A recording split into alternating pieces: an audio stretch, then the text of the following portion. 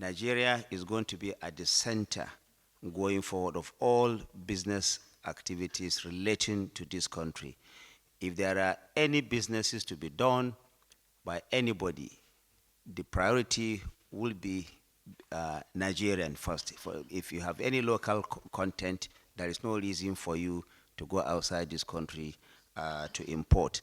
Now, this is in the form of an executive bill that will soon be issued by Mr. President.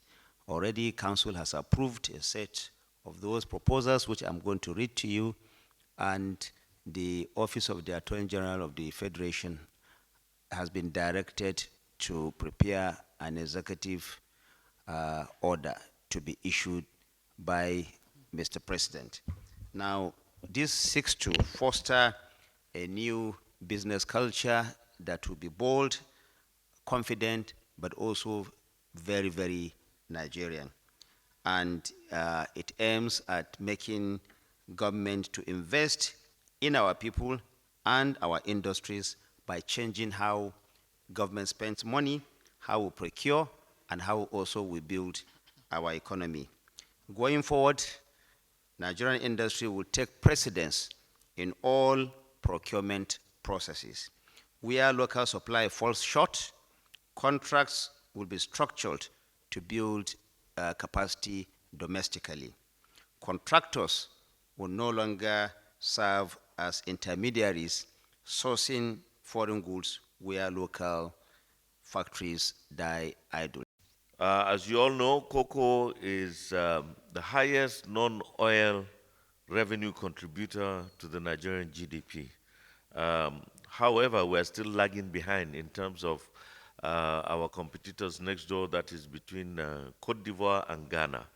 Subsequently, we had meetings prior to what we have submitted with our sister countries on the need to harmonize and see how we can enhance the production, the processing, and also the marketing of cocoa, which is a very valuable agricultural resource. Part of the resolution that was reached was to copy what they had done in Cote d'Ivoire and also in Ghana, where they have established the National Cocoa Management Board. But prior to that, we in the ministry had established the Cocoa Management Committee to look into the viability of setting up that board. And we have done that, and we have submitted to FEC for approval so that the Attorney General would submit a bill to the National Assembly for the establishment of the National Cocoa Management Board. The board will consist of both private sector and government officials and subnationals as well.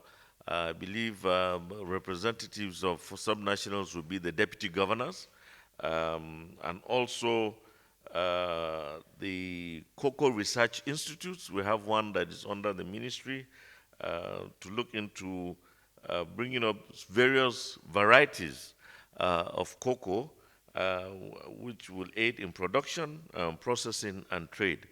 FEC graciously approved the memo, and we're going to submit the draft bill to the Attorney General and Minister of Justice. Thank you. Colleagues, members of the press, I think mine is a short update. Minister of Finance, Coordinating Minister of Economy gave a brief as to what occurred during the World Bank IMF spring meetings. I happen to also be part of the meetings, and I will say that the respect that His Excellency Mr. President Bola Ahmed Tinubu, GCFR, has earned this country by his steady hands in the face of huge difficulties, I think is widely appreciated and has created a space for us as a country to navigate through whatever difficult circumstances that we have, and to double down and translate the dividends of those macro-fiscal reforms into tangibleness for the Nigerian people, which is the direction that the President has given us. In the health sector, today, Federal Executive Council considered two items that were relevant to health. One is on the National health security, which is a core pillar of the Health Sector Renewal Investment Initiative. Last year, you recall, we had a massive cholera outbreak. Mr. President, in his wisdom, constituted a cabinet committee comprising 10 ministers across sectors to work together to control that outbreak. The cabinet committee submitted its report to the council in anticipation of the next cycle. Essentially, we've seen 18,700 people have been confirmed to have had diarrheal disease due to cholera in 2024, but 80% of them were in 9 states. And with the efforts that have been put in by federal government, by states, by National Center for Disease Control, we're able to bring that outbreak to a close. Of course, there were losses of lives, but we've learned some important lessons, including the need to continue sensitizing our population through states, local governments, to pay attention to open defecation, to clean water, basic sanitation, and position commodities so that when outbreaks such as cholera occur, which are likely to occur with the onset of rainy season, with flooding of water sources, we could see resurgence, because every year during the rainy season, that's when cholera really re-emerges. But if we are prepared, then we can be able to stem it and prevent losses of lives. So it's important that all state governments begin to prepare, improve their surveillance, pre-position commodities, train health workers, and for the federal government, we're doubling down. So learning from 2024, we're getting in 2025 with really a very clear eye in terms of what challenges may be based on what we experienced in last year. This is part of Nigeria's effort to strengthen its health security. When disease outbreaks occur, we have to rally quickly to test it, identify it, and control it, whether it's cholera, whether it's meningitis. So Council was able to look at the note coming out of that cabinet committee. The second element is to advance the effort to transform Nigeria's health system. The Federal Executive Council approved the contract to construct major infrastructural projects at the Federal Medical Center in Makurdi in Benue State, at the new permanent site, which is in Apir in Benue State. And that is infrastructural upgrade to make that transition from the Federal Medical Center in Makurdi itself to Apir. As you know, the federal government is investing heavily in the primary healthcare system alongside the states, but the secondary and tertiary facilities are also important. Secondary facilities are in the realm of the states, but tertiary facilities, federal medical centers, teaching hospitals are where we train health workers, provide high quality referral services, and revamping those infrastructures is so key to the health sector transformation that Mr. President has directed us to undertake. So this contract that was about is one more in that direction to revamp and strengthen the federal tertiary hospital infrastructure, in this case in Makurdi, Benue State. Those are the two elements that were considered by FEC today. Thank you. Gentlemen of the media, my briefing is also going to be very short.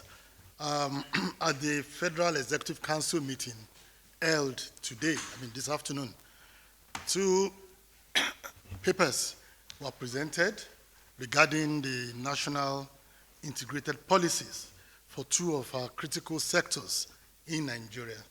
That is the power sector and the marine and blue economy sector. The 2 policy documents were approved. This is the National Integrated Electricity Policy for Nigeria, was approved.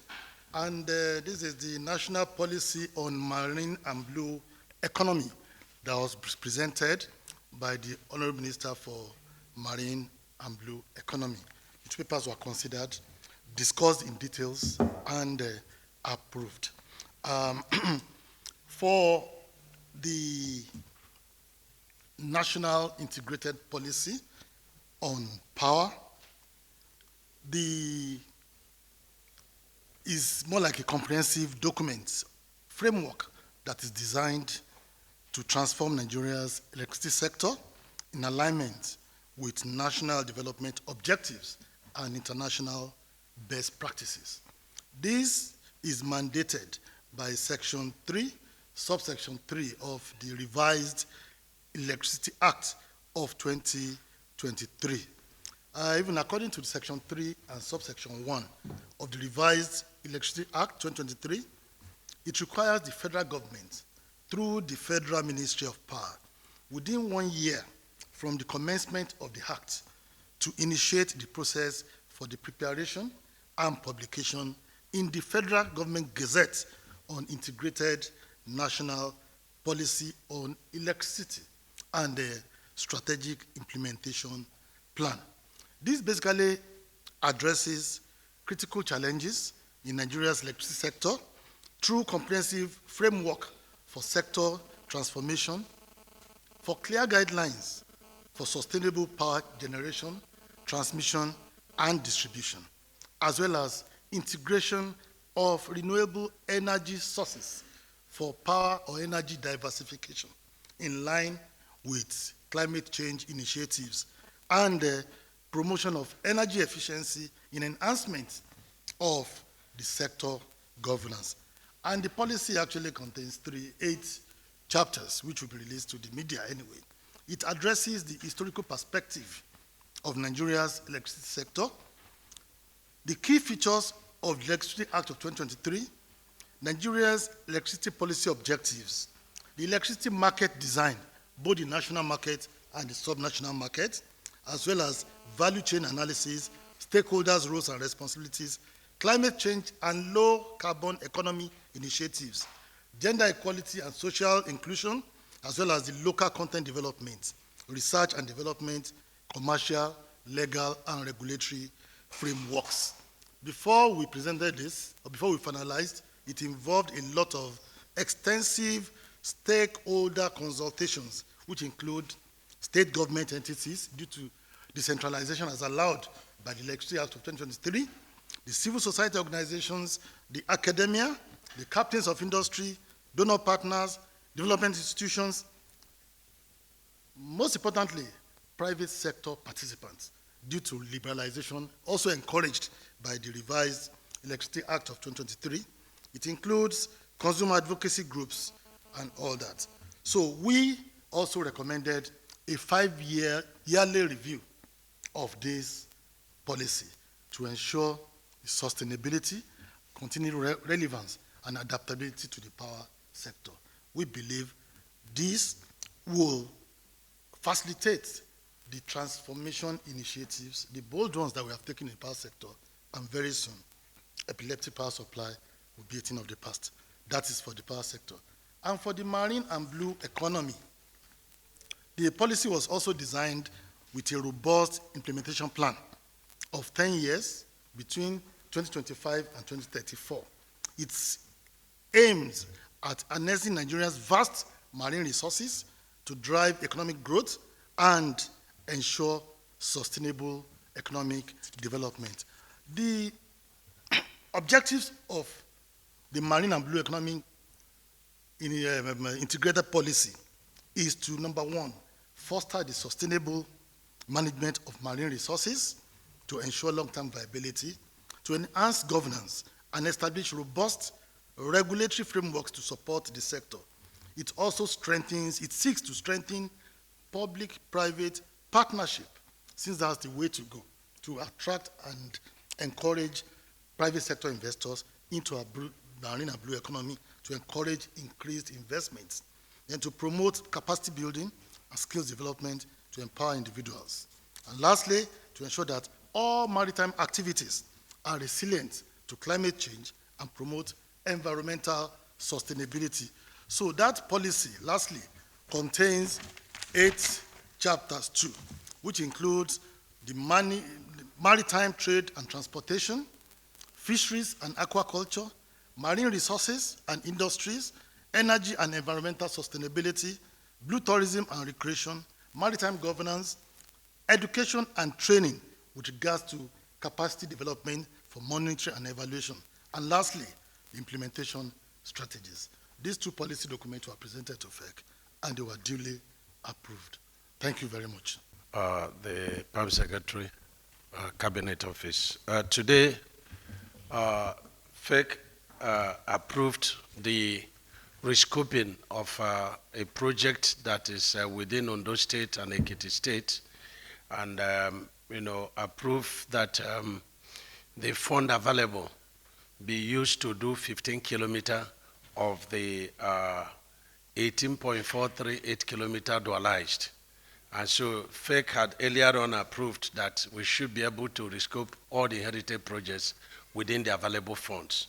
So we say that 15 kilometer is being rescoped for a contract sum of 19.407.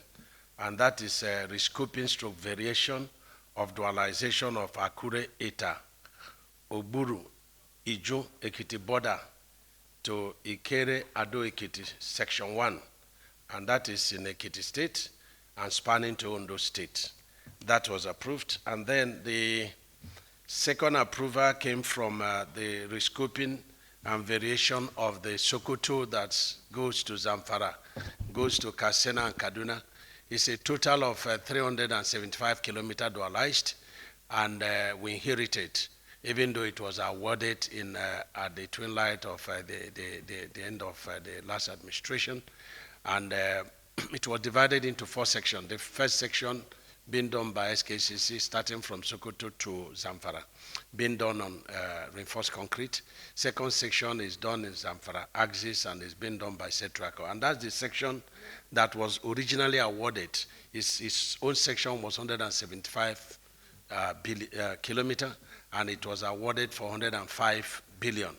And so in line with FEC approval, we had to review the contract, but within the available funds in NMPs, which is 105 billion. So we rescoped it to 82.4 kilometer plus 6 bridges for the same contract sum of 105 billion. And we also have similar situation of a project that was awarded. It is Meduguri to Monguno Road in Borno State, and it was awarded on 3rd of July 2018, 105 kilometers for 21.729 kilometers.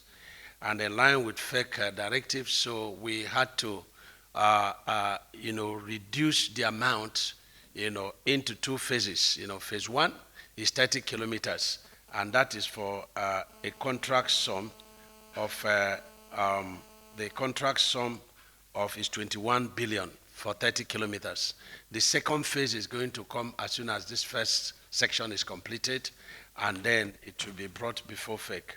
And so you also have 4 projects that are awarded by Federal Executive Council. The first one is in Ebonyi State, my home state, Abakaliki Afikpo flyover. It was awarded for 25 billion.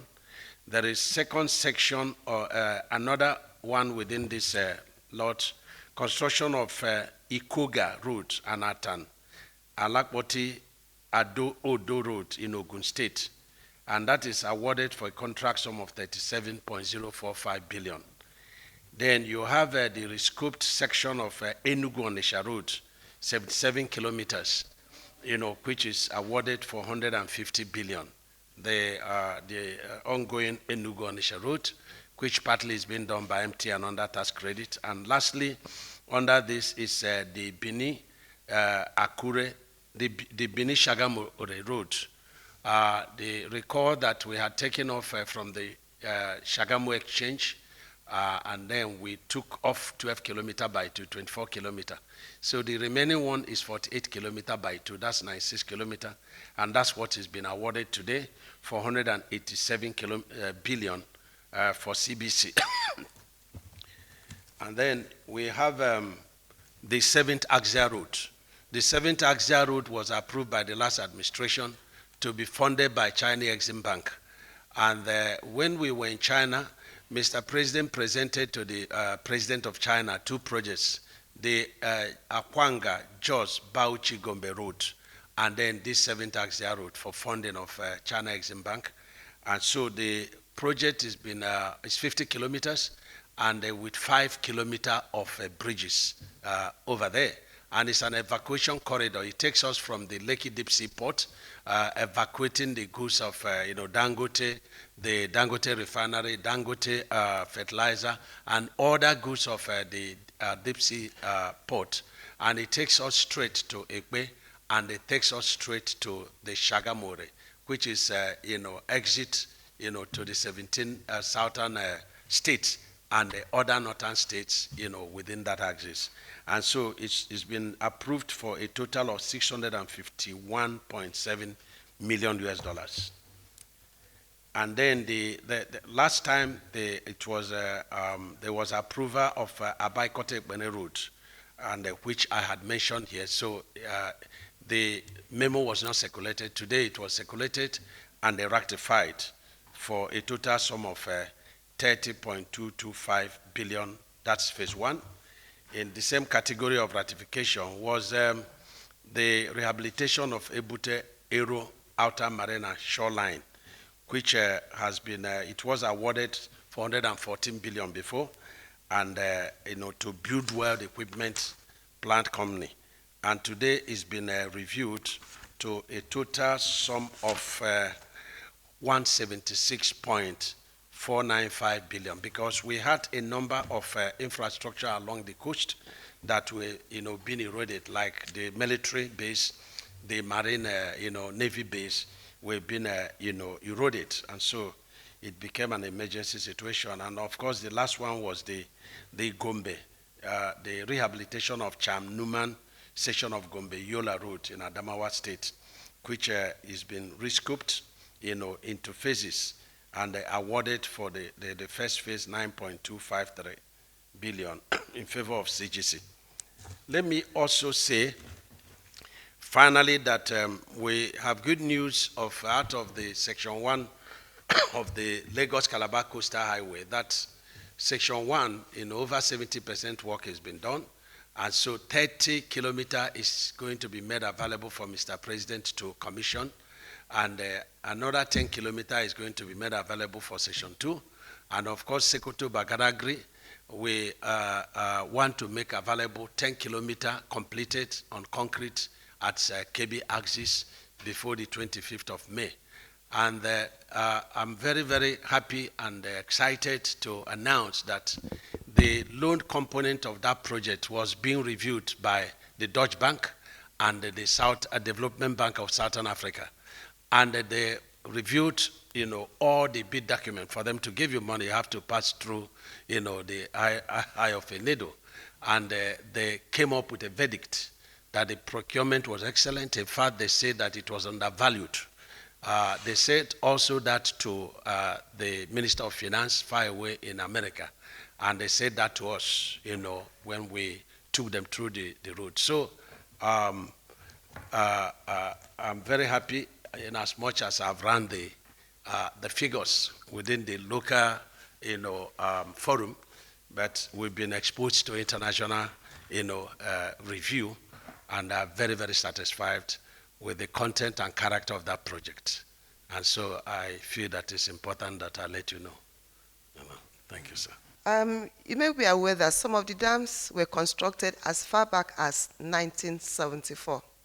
So ecological remediation to sustain structural integrity and prevent flooding disasters is one of the reasons why these dams, the urgent need for the repairs of these dams.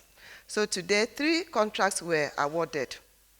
1, the rehabilitation and expansion of Tiga Dam in Kano River Irrigation Project.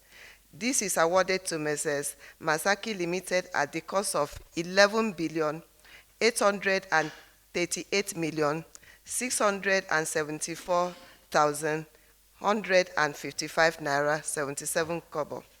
The second one is the rehabilitation and expansion of irrigation scheme awarded to rehabilitation and expansion of irrigation scheme of the Shalagwa Gorge Dam.